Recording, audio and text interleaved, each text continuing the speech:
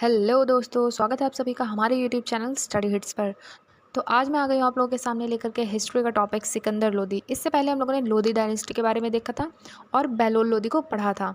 अगर आप लोगों ने वो वीडियो नहीं देखी है तो उस डिस्क्रिप्शन में उसका लिंक है, आप लोग जाके उसे ज़रूर देखिएगा। तो आज का टॉपिक होने वाला है सिकंदर लोदी के ऊपर। तो चलिए बिना किसी देरी के स्टार्ट करते हैं आज की video. So friends, first we see background and accession. So first was dynasty, Lodi dynasty, the last ruling dynasty of the Delhi Sultanate of Afghan origin. यानी कि जो लोधी वंश था वो दिल्ली सल्तनत का अंतिम वंश था। अफ़गान मूल का भी यह अंतिम वंश था। इसके बाद से शुरू हो जाती है मुग़ल डायनेस्टी।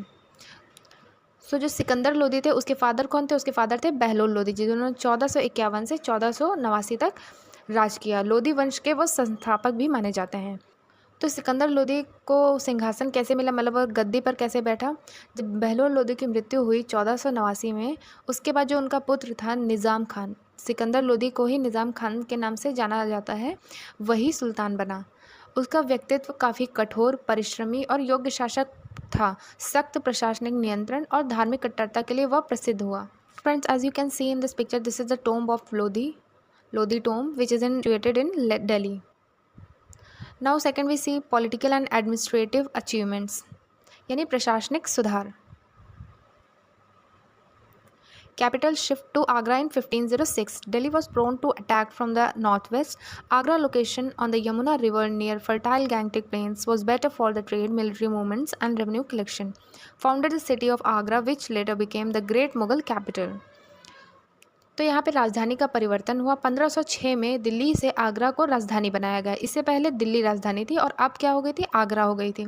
इसका कारण यह था, वहाँ से यहाँ स्थानांतरण किया गया क्योंकि आगरा गंगा यमुना के मैदान में था, उपजाऊ भूमि के निकट था और व्यापार व सेना के दृष्टिकोण से उपयुक्त था। मतलब वहाँ पर ये सारी चीज़ें हो सकती थी।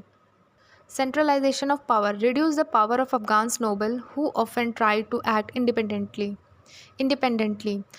अपराधियों पर कठोर दंड, प्रजा पर सख्त नियंत्रण सिकंदर लोधी रखता था। राजस्व सुधार की अगर नीति देखें तो राजस्व सुधार में भूमि की माप कराकर कर वसूली सुनिश्चित की जाती थी। राज्य को नियमित आय प्राप्त होती रहे। अफगान सरदारों पर उसका काफ़ी ज़्यादा नियंत्रण था। विद्रोही सरदारों को वह दंडित करता था और सत्ता को केंद्रीकृत किया जाता था। Now third we will see military campaigns and expansion. Expansion of empire, extended control over the Gangetic Plains, present-day Uttar Pradesh and Bihar, subdued rebellious noble in Jaunpur and annexed it fully into Sultanate, conquered Bihar, strengthening the eastern frontier.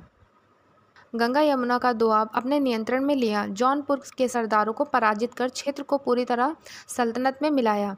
Bihar पर विजय प्राप्त की। विद्रोही अफगान सरदारों को दबाकर राज्य की एकता को मजबूत किया। ये उसके मिलिट्री कैंपेन्स थे. रिलीजियस पॉलिसी यानी धार्मिक नीति. Strongly followed Islamic law sharia, try to present himself as a defender of Islam. सुन्नी मुसलमान शासक इस्लामिक शरीयत का पालन किया. हिंदुओं पर प्रतिबंध. स्त्रियों को दरगाह पर जाने से रोका. ज्योतिषियों को शुभ मुहूर्त बताने से मना किया. जजिया पर कठोरता. जजिया कर कटे वसूला जाने लगा.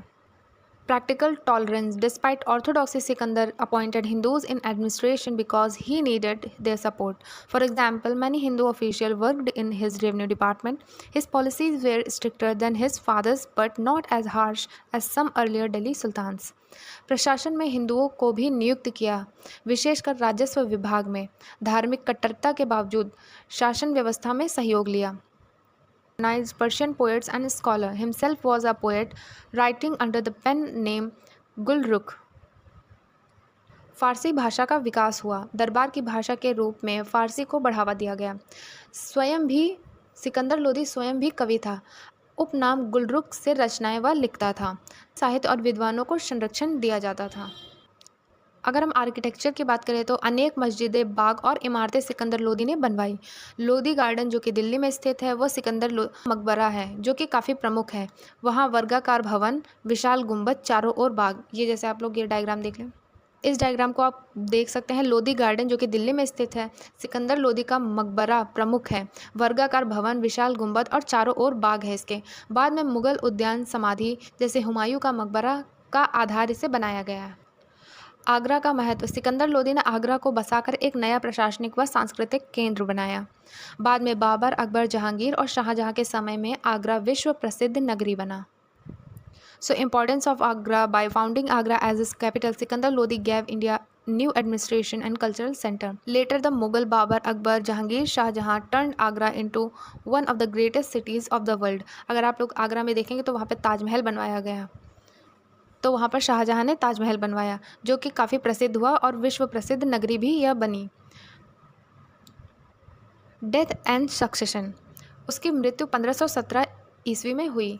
अगर मकबरा की बात करें तो दिल्ली के लोधी गार्डन में उसका मकबरा स्थित है। Seated by his son Ibrahim Lodi who lacked his father's abilities.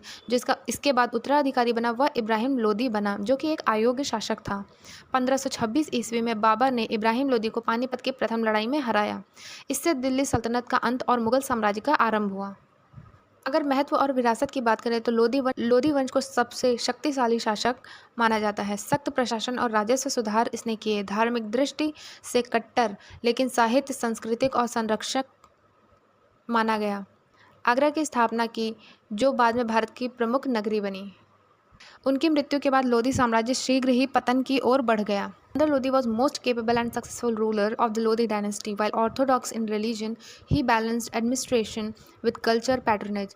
His policies gave stability to the Delhi Sultanate for nearly 3 decades.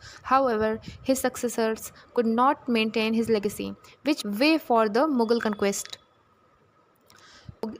तो दोस्तों सिकंदर लोदी जो था वो एक योग्य शासक और कुशल प्रशासक रहा। उन्होंने 28 वर्षों तक सल्तनत को स्थिर और संगठित रखा। हालांकि उनकी धार्मिक नीतियां कठोर थी लेकिन साहित्य और संस्कृति को संरक्षण देने के कारण उनका शासनकाल इतिहास में महत्वपूर्ण स्थान रखता है।